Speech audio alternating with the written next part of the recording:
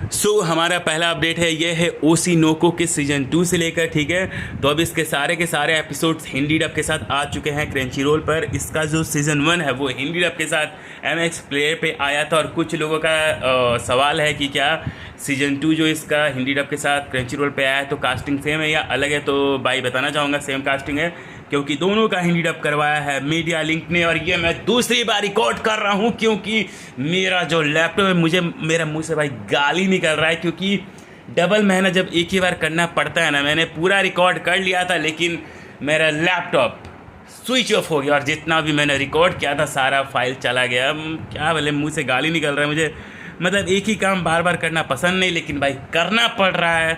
पता नहीं यार, एक तो भाई व्यूज़ नहीं आ रहा है उसका, तो भाई अलगे मेरा दिमाग में, मतलब क्या ही बोलूँ, मुझसे गाली निकल रहा है। और अब दोबारा से ये लैपटॉप का, मतलब कैसे मैं मर मर के भाई एडिटिंग करता हूँ, मतलब लगता है कि मेरा ब्रेन हैमरेज हो जाएगा, क्योंकि इतना मेरा लैपटॉप स्लो है, इतना ज़्यादा स्लो है कि भाई मतलब क्या बोलूँ यार, मतलब कछुआ से भी ज़्यादा स्लो काम कर रहा है। तो ये मैं दूसरी बार रिकॉर्ड कर रहा हूँ, क्योंकि मेरा, क्या मैं बोलूँ यार। नेक्स्ट अपडेट है माय हीरो एकेडमिया विजिलेंटेस के सीजन 2 से लेकर। तो अब सारे के सारे एपिसोड दोबारा से वापस आ चुके हैं क्रंची रोल पे। क्रंची रोल से इसको हटा दिया गया था, लेकिन दोबारा से इसको क्रंची रोल पे ऐड कर लिया गया। मतलब क्रंची रोल के सस्ते नशे खत्म ही नहीं होते। इसके साथ साथ जो ओडा है उसने भाई कुछ मतलब 2013 में सोचा था, ठीक है, कि वो मतलब कुछ करेगा मांगा में, मतलब कुछ और कहानी लिखेगा, लेकिन बाद में उसने वो कहानी को ड्रॉप कर दिया क्योंकि उसको लगा कि शायद चलेगा नहीं चलेगा, ठीक है। तो नेक्स्ट अपडेट है, ये है भाई एक नया एच एनिमे से लेकर, मतलब एक अडल्ट एनिमे से लेकर, जिसमें जो स्टेप सिस्टर है, सौतेली बहन है, उसके साथ इसका रोमांस दिखाया जाएगा। इस एनिमे का नाम है प्रॉमिस मी द स्पॉटलाइट। ये आने वाला है 2027 में। साथ ही में जापान में नेक्स्ट वीक टोक्यो का कुछ एनिमे का मतलब होने वाला है, पता नहीं क्या है, देख लो। इसके साथ साथ तो मैं बताना चाहूँगा my hero academia I am the hero 2, इसका प्रीव्यू बाहर आ चुका है और ये आने वाला है 3 अगस्त को आने वाला है। और डोंट वरी, ये हिंदी डब के साथ क्रंची रोल पर आएगा। साथ ही में डिटेक्टिव कोनन का कलेक्शन 11 आने वाला है 25 अगस्त को नेटफ्लिक्स पर। गुड बाय लारा जो सीजनल एनिमे है, इसका विजुअल वर्जन नंबर 1 का स्प्रिंग का बाहर आ चुका है। इसका नया एपिसोड आएगा हर संडे को, मतलब एक्सक्लूसिव क्रंची रोल पर यह स्ट्रीम किया जाएगा। इसके साथ साथ तुम्हें एक नया एनिमे का रिकमेंडेशन देना चाहूँगा, जिसका नाम है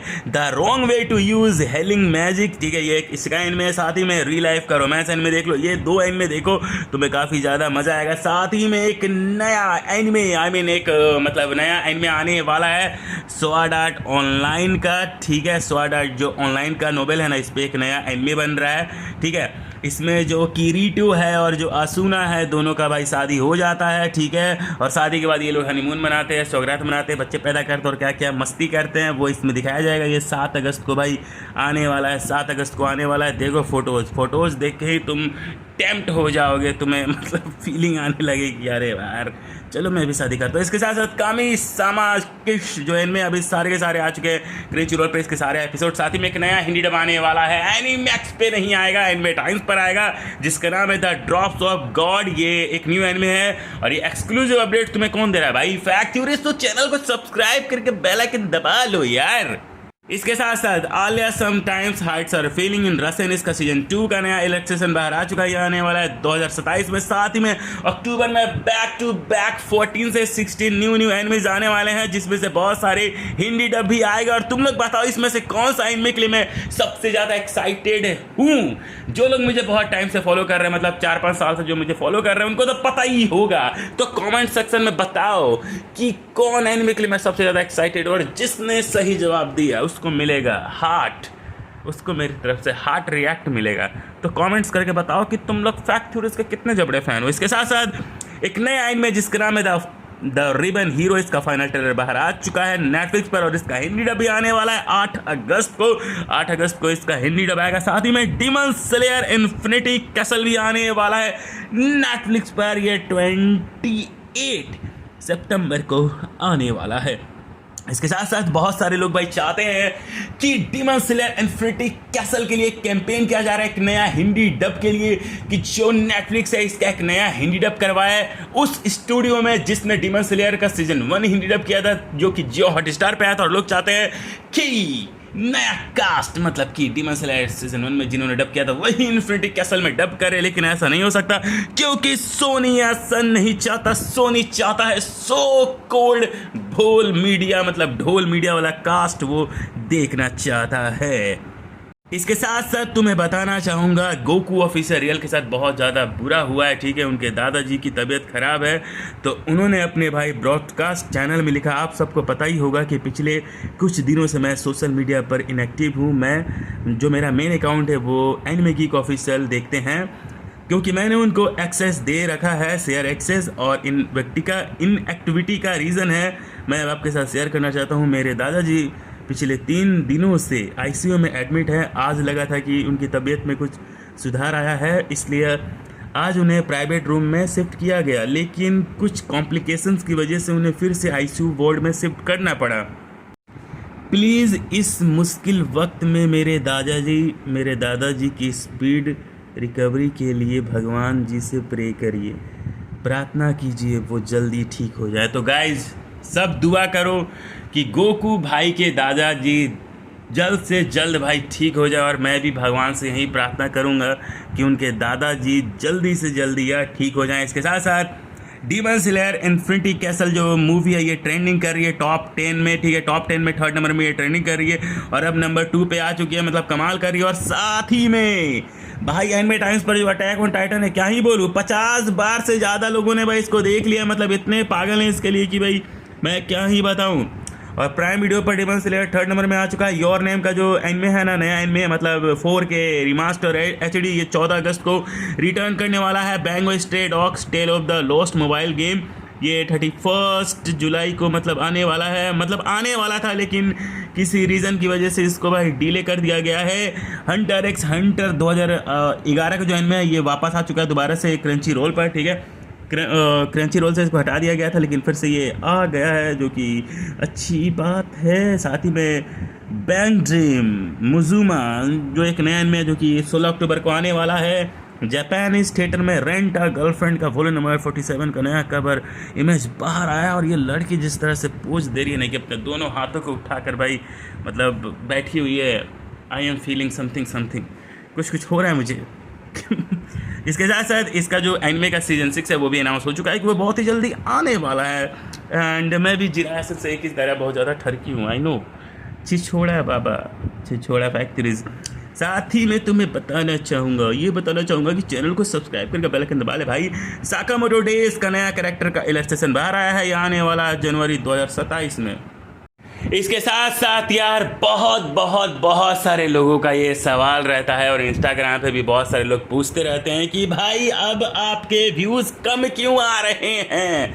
तो देखो इसका रीज़न है भगवान मेरे से नाराज़ हैं, और जो मेरे सबसे ज़्यादा सपोर्टिंग सब्सक्राइबर है, सबसे ज़्यादा मेरे लोयल और मेरे फेवरेट भी, जिनका नाम है डिटेक्टिव 5972, इन्होंने बोला है ब्रो ये YouTube का एल्गोरिदम की वजह से हो रहा है। बहुत टाइम क्या होता है कि मुझे आपके वीडियो के नोटिफिकेशंस नहीं मिलते, और कई बार ये भी होता है कि मेरे पास आपका वीडियो दिखता ही नहीं है, अपीयर ही नहीं होता है, 5-10 मिनट बाद अपीयर होता है। और कभी कभी तो ऐसा हुआ है कि मैंने आपके चैनल को अनसब्सक्राइब भी नहीं किया और ऑटोमेटिक अनसब्सक्राइब हो जाता है, YouTube अपनी मर्जी से अनसब्सक्राइब कर देता है और मुझे दोबारा सब्सक्राइब करना पड़ता है। ये भी बहुत बार हुआ है। तो ये भगवान की गलती नहीं है, ये जो इंसानों ने ये सिस्टम बनाया है YouTube, उसकी गलती है, ठीक है। क्योंकि भगवान की आंखों से हर इंसान इक्वल है, बराबर है। अगर आपने हार्डवर्क किया है तो भगवान उसको ज़रूर ही आपके एफर्ट्स को भविष्य में कुछ करेंगे। ये एक सिंपली प्रॉब्लम है जो कि YouTube का सिस्टम है, बाद में इसका जो एल्गोरिदम है वो अच्छा हो जाएगा, और ये सबके साथ आजकल हो रहा है। मैंने देखा है बहुत सारे क्रिएटर्स इसे जूझ रहे हैं, और मैं सच बताऊं तो मुझे YouTube का ये सिस्टम पसंद नहीं। तो ब्रो देखो, हर चीज़ भगवान की मर्ज़ी से ही चलती है, ठीक है। मतलब कोई भी चीज़ का कोई शुरुआत करता है तो सबसे पहले भगवान का नाम लिया जाता है। तो हर किसी का लाइफ में भाई जो कुछ भी होता है वो भगवान की मर्ज़ी से ही होता है, ठीक है। मतलब वक्त से पहले किसी को कुछ मिलता नहीं है, मतलब वक्त पे ही मिलता है। तो देखो ये मे बी कुछ मतलब सुनने में थोड़ा अजीब लगेगा, बट भगवान की मर्ज़ी से ही हर चीज़ होता है। एक पत्ता भी जो हिलता है ना, वो भगवान की मर्ज़ी से ही होता है। और यूट्यूब भी भगवान की मर्ज़ी से ही बना है, क्योंकि भगवान की मर्ज़ी के बिना एक पत्ता तक नहीं हिल सकता, क्योंकि इस पूरे ब्रह्मांड की रचना भगवान ने की है। और सावन का महीना भी स्टार्ट हो चुका है और मैं भगवान की बहुत ज़्यादा भाई, मैं मतलब शंकर जी की मैं बहुत ज़्यादा ये मैं मानता हूँ उनको। शंकर जी को मैं बहुत मानता हूँ, शिव भगवान जी को मेरे लिए वही फेवरेट भगवान है मेरे सबसे ज़्यादा। और उन्होंने बहुत बार मुझे बहुत कुछ दिया भी है जो मुझे चाहिए था। और मुझे पक्का यकीन है कि मेरा यूट्यूब चैनल भी बहुत ही जल्दी मतलब अच्छा हो जाएगा। अभी में भी अच्छा नहीं चल रहा है और अब मुझे समझ में आ रहा है कि मतलब डिटेक्टिव भाई ने जो एक बात बोला कि अपने आप जो यूट्यूब है मतलब अनसब्सक्राइब कर दे रहा है, तो अब मुझे समझ में आ रहा है कि जितने भी मेरे मतलब व्यूज़ आते थे 6000 7000 और मेरे जितने भी सब्सक्राइबर घट रहे हैं, तो यूट्यूब मेरे डेड सब्सक्राइबर को हटाने की जगह मेरे एक्टिव जो सब्सक्राइबर्स थे उनको ही हटा दे रहा है भाई। मतलब क्या बोलूँ, ये बुरा दिन अभी चल रहा है तो चलो झेल रहा हूँ, क्योंकि हमेशा दुख के बाद सुख आता है। तो मुझे सुख का इंतज़ार है। और भाई ये कलयुग है, ठीक है। और रियलिटी ये है कि ये कलयुग है और यहाँ किसी को भी फ़र्क नहीं पड़ता, ठीक है। बहुत सारे लोग हो सकता है कि बातों से ये दिखाएं कि वो आपके कितने ज़्यादा करीबी हैं, लेकिन बातों से कुछ नहीं होता, ठीक है। एक्शन से पता चलता है कि मतलब कौन अपना है कौन क्या है। और बहुत लोगों के एक्शन से मुझे पता भी चला है कि इस बुरे वक्त में किस किस ने मेरा साथ दिया है और किस किस ने भाई मुझे छोड़ दिया। और बहुत सारे लोग भाई दुनिया के सामने तो भाई अच्छे बन सकते हैं, लेकिन उनको तो भाई पता होगा ना रियलिटी कि उन्होंने किसी के साथ कुछ गलत किया है या धोखा दिया है, तो अपनी नज़रों से वो कहाँ से भागेगा। और भगवान जो है, जो कर्म है, वो रिश्ता नहीं निभाता। वो जो भी हो इंटरेस्ट के साथ उसे दे ही देता है, ठीक है। तो यही कहना है कि सब वक्त के साथ हो जाता है, ठीक है। देर सवेर भगवान के घर में देर है, अंधेर नहीं। तो चलो आज का ज्ञान बहुत हो गया, मिलते हैं अगले वीडियो में।